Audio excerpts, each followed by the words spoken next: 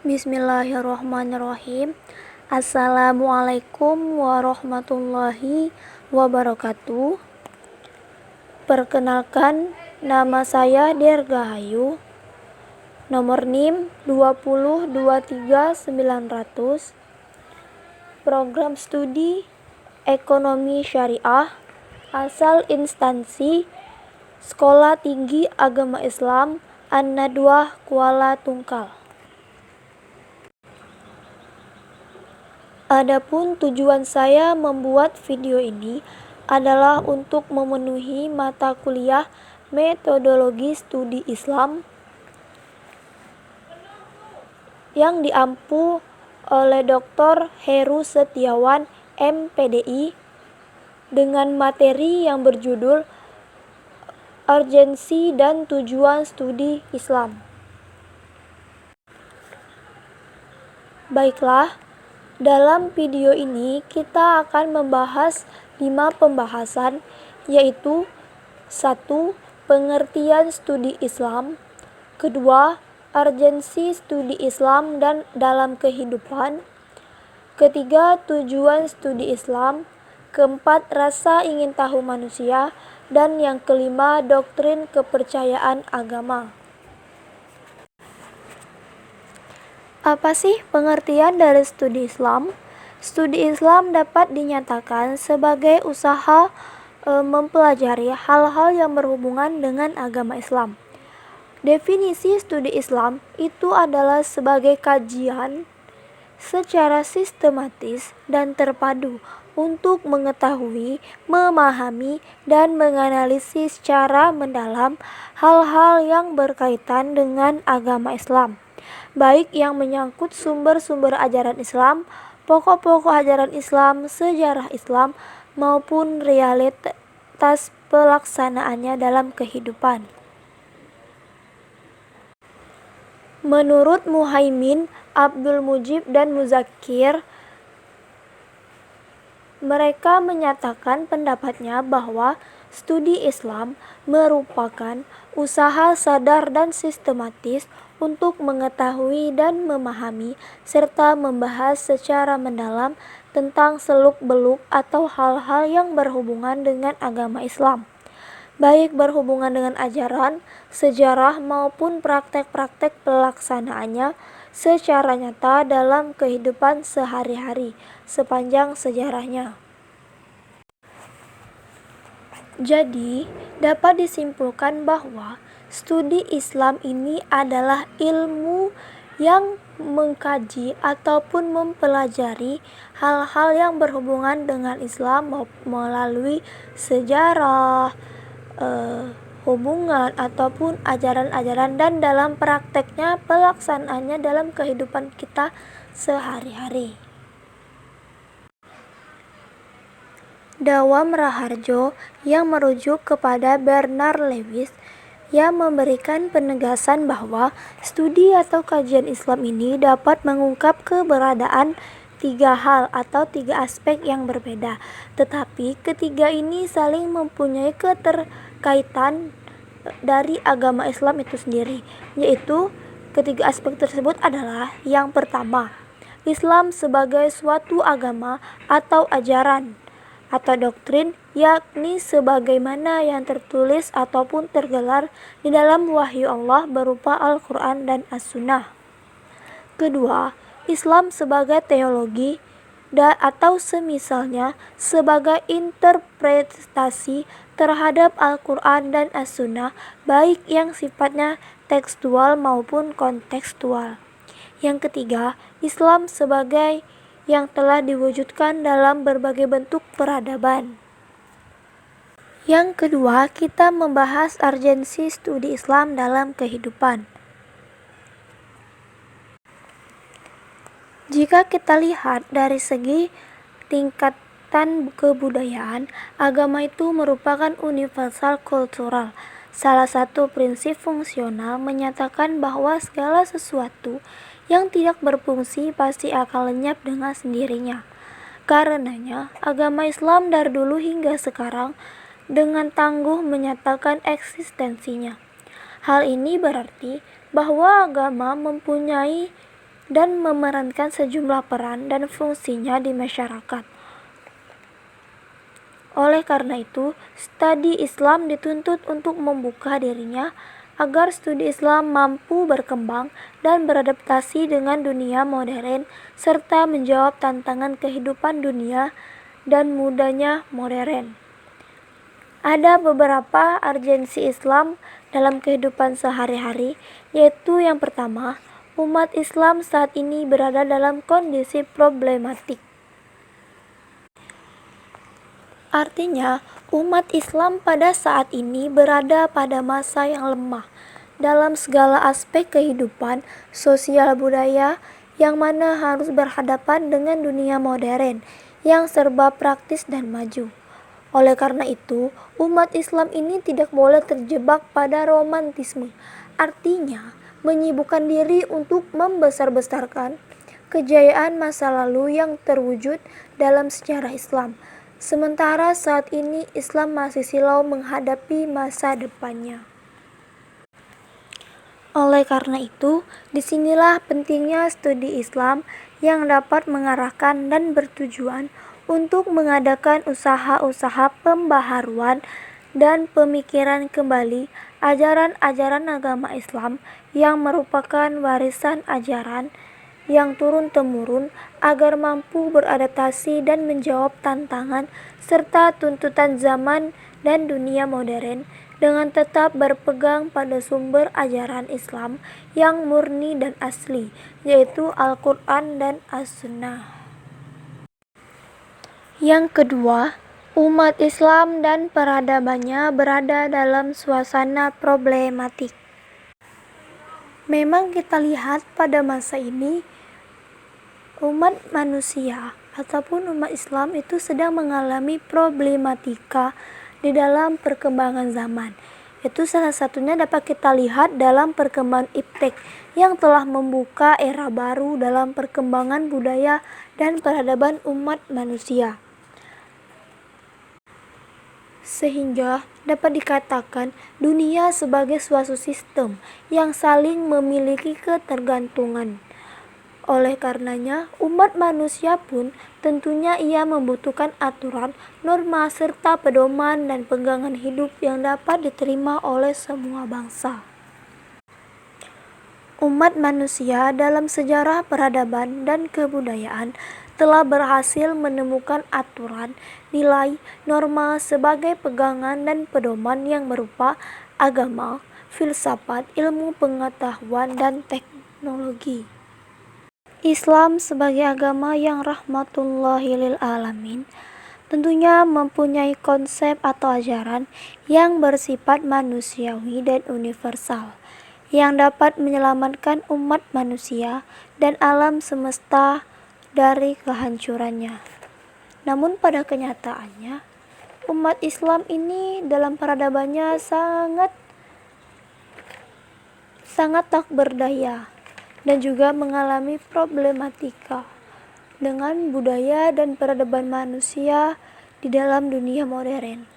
Dan disinilah urgensinya studi Islam, yaitu untuk menggali ajaran-ajaran Islam yang asli dan murni, dan yang bersifat manusiawi. Dari situlah kemudian didikan dan transformasikan kepada generasi penerusnya yang bisa menawarkan alternatif pemecahan permasalahan yang dihadapi oleh umat manusia dalam dunia modern. Kita masuki pembahasan yang C, yaitu tujuan studi Islam. Muhaimin dalam bukunya mengemukakan bahwa arah dan tujuan studi Islam dapat dirumuskan sebagai berikut, yaitu ada 4 rumusan dalam tujuan studi Islam. Yang pertama ialah untuk mempelajari secara mendalam apa sebenarnya atau hakikat agama Islam itu. Allah Subhanahu wa Ta'ala itu telah menurunkan agama sebagai alat untuk membimbing dan mengarahkan serta menyempurnakan pertumbuhan dan perkembangan agama-agama dan budaya umat manusia di muka bumi. Allah juga menurunkan ajaran-ajaran Islam sebagai fase awal dari pertumbuhan dan perkembangan akal dan budidaya manusia. Dengan demikian, dapat dikatakan bahwa ajaran agama Islam ini telah tumbuh dan berkembang sejalan dengan pertumbuhan dan perkembangan akal pikiran dan budidaya serat agama.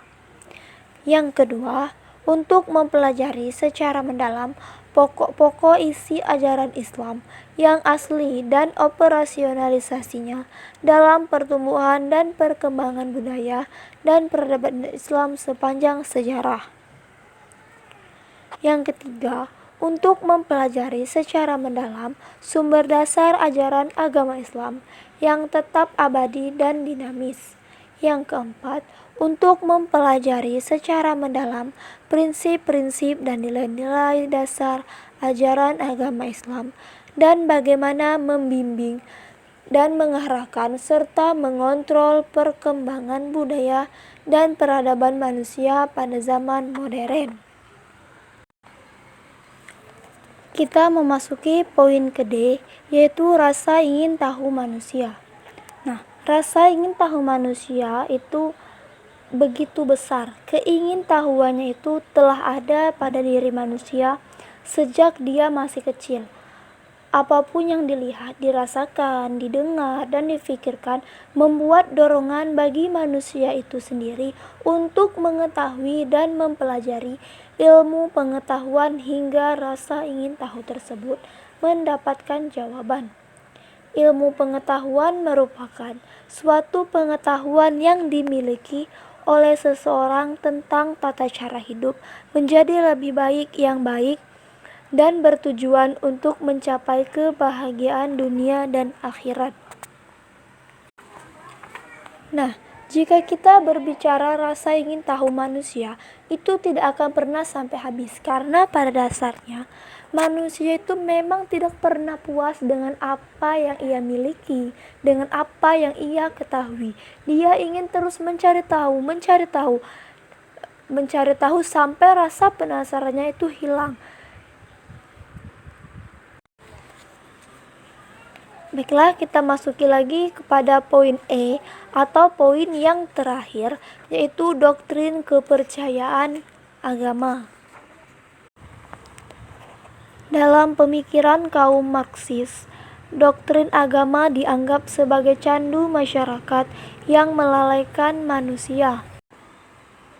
Lantas, apakah doktrin kepercayaan agama itu memang bersifat demikian? Pernyataan Karl Marx dilatar belakangi oleh konteks yang demikian, namun perlu diketahui bahwa agama, terutama Islam, sama sekali tidak menganjurkan manusia lalai dengan tindakan ketidakadilan yang ada di depan matanya. Perlu diketahui juga bahwa dalam menjalankan fungsi dan mencapai tujuan kehidupan, manusia telah dianugerahi oleh Allah Subhanahu wa Ta'ala dengan berbagai bekal seperti naluri atau insting, panca indera, akal, dan lingkungan hidup untuk dikelola dan dimanfaatkan. Fungsi dan tujuan hidup manusia adalah dijelaskan oleh agama dan bukan oleh akal. Agama justru datang karena ternyata bekal-bekal yang dilimpahkan kepada manusia itu tidak cukup mampu menemukan apa perlunya ia lahir ke dunia ini.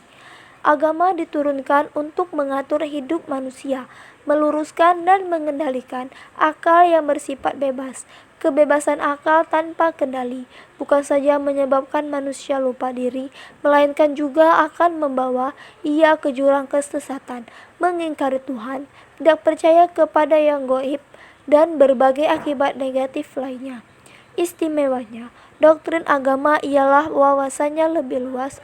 Ada hal-hal yang kadang tidak terjangkau oleh rasio dikemukakan oleh agama.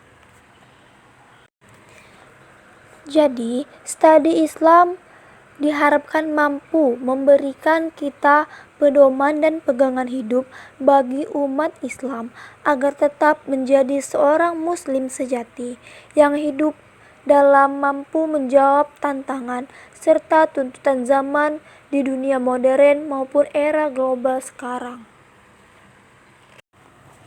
Sesungguhnya Allah Subhanahu wa Ta'ala menurunkan agama Islam itu sebagai ajaran yang hak dan sempurna yang diridhoi Allah Subhanahu wa Ta'ala untuk mengatur kehidupan umat manusia sesuai dengan fitrahnya, yaitu sebagai khalifah di muka bumi ini. Dalam doktrin kepercayaan agama, kita membahas yaitu agama sebagai kepercayaan. Nah, agama sebagai kepercayaan itu ialah kita percaya bahwa agama itu sebagai aturan kepercayaan yang kita anggap benar untuk mengatur kehidupan kita yang diridhoi Allah Subhanahu wa Ta'ala. Dan yang pertama adalah argumen keberadaan Allah. Pengakuan keberadaan Allah ini berarti kita menolak keberadaan Tuhan-Tuhan lainnya yang dianut oleh para pengikut agama lain. Nah, ada 3 teori yang menerangkan asal kejadian ini. Pada doktrin kepercayaan agama, kita membahas yang pertama adalah agama sebagai kepercayaan.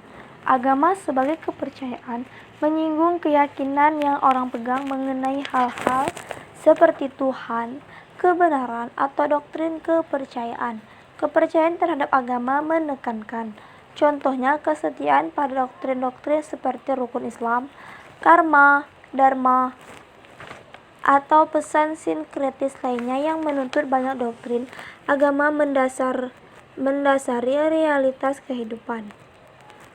Agama sebagai kepercayaan menekankan pada doktrin, sedangkan agama sebagai identitas menekankan pada afiliasi dengan kelompok.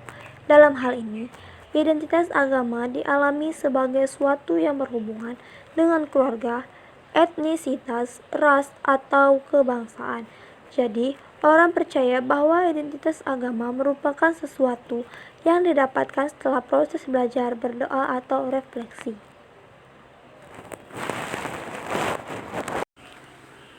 Yang kedua, kemustahilan menemukan zat Allah.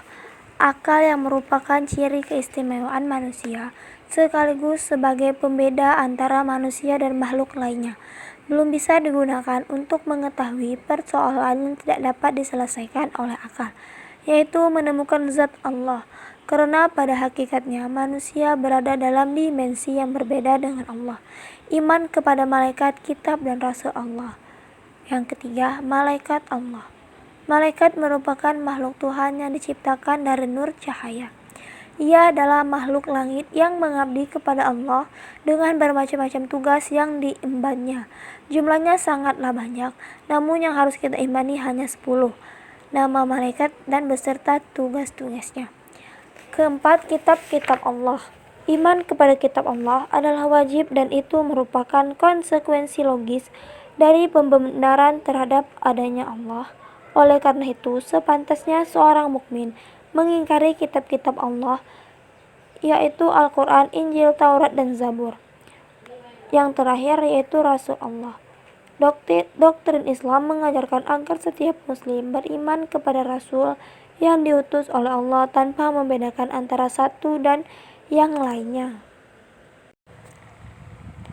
Baiklah, itu tadi penjelasan dari video materi saya yang berjudul Urgensi dan Tujuan Studi Islam.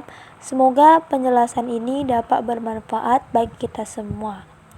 Sekian, saya ucapkan terima kasih. Wassalamualaikum warahmatullahi wabarakatuh.